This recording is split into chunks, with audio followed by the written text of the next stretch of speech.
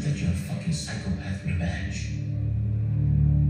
I mean, did Denise ever see the real you, Rashad? Like, is that why she's gone? Is that why she's... Don't fucking say her name again. Look, how many innocent people lost their fucking lives because you had to cover your ass?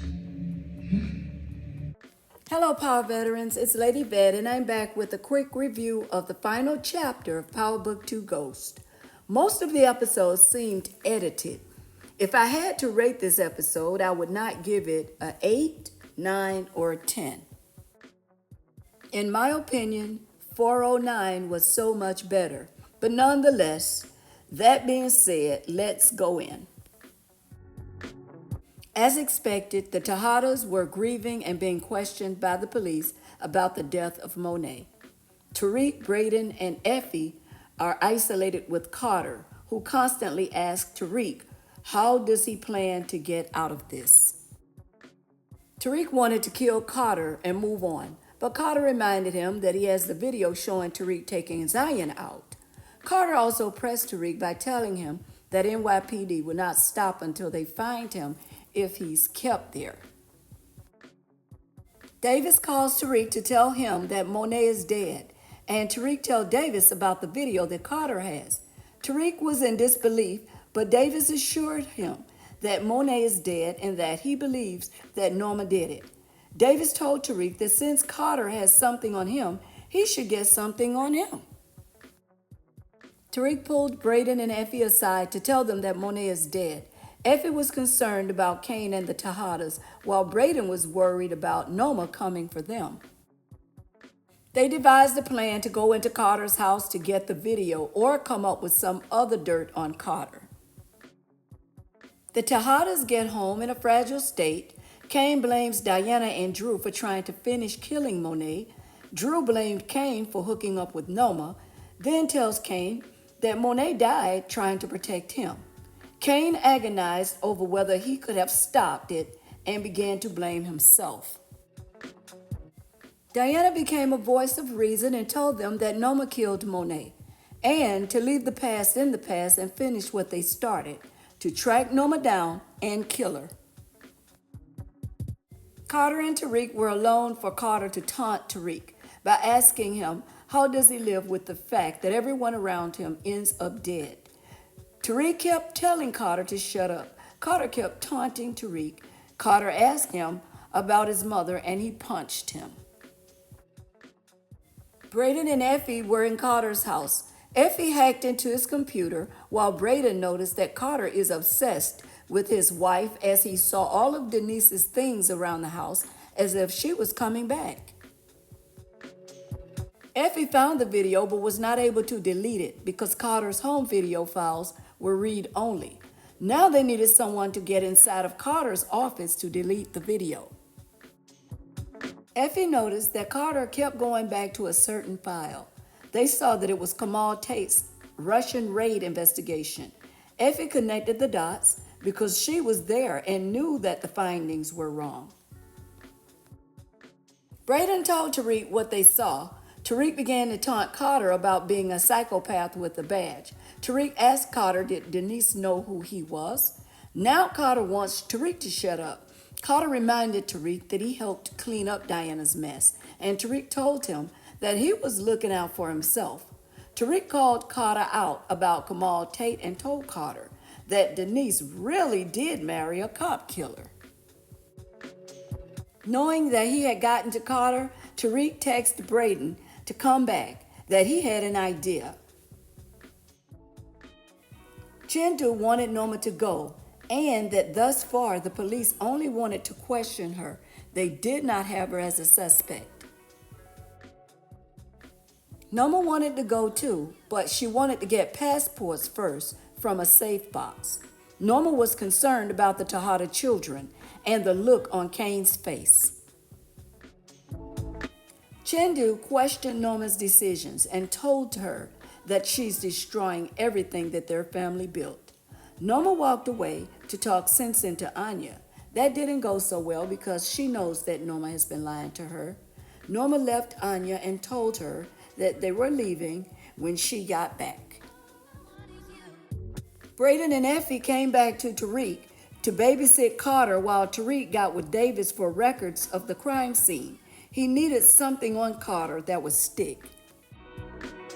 Kane spent time in Monet's room. Diana came to tell him that they found Noma and that she's got Bronze and them ready to ride. They got to Anya, but Noma was gone. Kane took Anya with them to make sure that Noma didn't leave the country. Tariq got back to Carter with files from Davis, telling him that he will prove that Carter's service weapon bullets matches ballistics. With this new information, Tariq told Carter to make a decision that they all walk away and no one knows that they were there, and that the Zion video doesn't surface. Carter agreed. Noma and Chindu can't find Anya. Chindu is upset with Noma and wants to go, but Noma wants to stay. Bronze and the guys are ready to go home, so he told the Tejadas that it's all love, but they don't have time to catch a case or bullets. Drew wanted to know from Kane what's next when Anya talks, because they have blown their cover with Noma, and she would see them coming. Diana thought of another way. Tariq, Braden, and Effie met with them and rendered condolences. Kane told them that they needed Anya to give up Noma's location. Tariq offered help, but he wanted help with getting Carter off his back. Tariq asked Drew if he could access Carter's office computer to delete the database. Effie offered her expertise, and they went to work. Tariq went to Anya, telling her that he needed to get her out of there, and that her mother killed Monet. Anya had questions, but Tariq pressed her. They ran out and came behind them shooting. Anya wanted to know what's going on. Tariq told her that he worked for Noma, and he wanted to get her to her mother. Anya went on and on about not wanting anything to do with her mom. Why would Tariq make the same choices as his dad? And so on and so on. Tariq told her that the best chance that she had to live was if he brought her to her mother. Anya agreed to give up her mother's location. Drew met Nico, telling him he needed to talk to Carter. Nico said that he hadn't seen Carter, but another officer told them that she saw Carter come in through the back, heading to the evidence room. Tariq has Carter spooked. Nico told Drew to wait in Carter's office while he found him. Drew was escorted into Carter's office, where he got busy with the thumb drive. Nico found Carter tampering with evidence. He told Carter that he didn't see him come in and was concerned. Carter admitted that he was fine. Nico told Carter that Drew was there waiting. Carter left to get to Drew, leaving an opened box with gloves on top of Kamal Tate's evidence. Nico was quiet about seeing this. Carter came into his office asking Drew what did he want. Drew kept it simple and told him that he wanted to know where Norma was to kill her. Carter told Drew to kill Tariq first, then he would tell him where Norma was. Tariq got Anya to Norma, and he tried telling her that she could make her own decisions, not like her mom, but Anya got out of the car. Anya walked towards the front door where Norma opened it to greet her. Diana hurried, firing shots, killing Anya in front of Norma, but Kane wanted Norma. Tariq and the Tejadas got out of there as security were firing shots at them. Diana could have shot Norma too, but she was so focused on Anya. Norma was frantic. Tariq was in his save a civilian mode when he asked Diana what was she thinking. Diana wanted Norma to feel her pain. Kane still wanted Norma and felt that they had blown the chance. Diana said that Norma's not going anywhere. Braden asked Drew about his work at the station. Drew wiped the computer, and Kane's going off about Norma still breathing. Davis is just the fly on the wall as they hash things out, and Drew tells Kane that Carter is just as dirty as Norma. Tariq tells Drew that he needs to make a move on Carter now and that he held up his part of their deal. Kane storms off. Effie goes after Kane to calm him down, while Drew tells Tariq that Carter wants him to kill him before giving up Noma. Tariq asks Drew to set up a meet with Nico. Drew doubted that he would meet with him because he didn't trust him, but he would try. Tariq asked Effie for her help, but she declined, saying that she's not doing it, and that Tariq is always trying to kill someone new, and he's always making crazy enemies. Braden told Effie that it affects her too, but she said that she will take her chances. Carter's in his office when Nico comes in to check on him. Carter's patience is thin. Nico told him that Drew came through. He's setting up Tariq with leaving the kill shot to Carter. Nico told Carter that he has an address and wants to know if he wants backup. Carter told Nico that he's got it, no backup. When Carter came to the meet, Drew asked Carter about Noma. Carter asked about Tariq and pulled on Drew. Braden pulled on Carter from behind, and Tariq came forward. Carter reminded him of the video that no longer exists, of course. Tariq wanted to make Carter an offer. Tariq wanted Carter to understand that they would get rid of the Kamal Tate evidence, but that they owned him. Carter laughed in his face. Then he said that the only piece of evidence is the bullet, and he already took care of it. Braden pulls out a bag with the bullet in it. Then Tariq offered Carter to put all the stuff on Nico. Carter agreed to put cuffs on Nico if they give him the evidence. Nico came out of nowhere.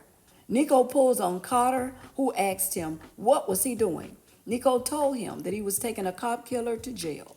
Carter ranted about knowing who he is and how decorated he is against a bunch of drug dealers and what could happen to them and where would they go. Nico told Carter that he was his brother and he betrayed them all. Nico put Carter under arrest and put handcuffs on him.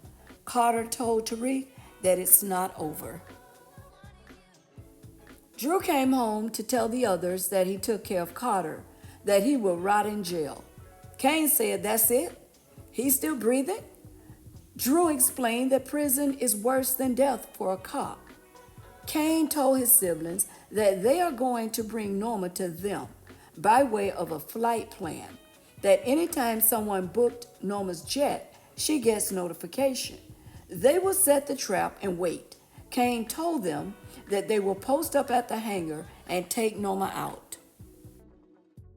Just like clockwork, Noma told Chindu that the jet was booked. Chindu told Noma that they are leaving. Noma wanted to cut them off at the airport, but Chindu told Noma to listen to herself. He said that he and their men were not going with her. He told her that it's a trap. Noma called them all cowards. The Tejadas waited and Noma came with the police. Kane warned Diana and Drew to not get shot as he separated from them. They followed police orders and was taken to the patrol car. Kane came up behind Noma, telling her that they didn't finish their dance. She told Kane that he could have had everything with her.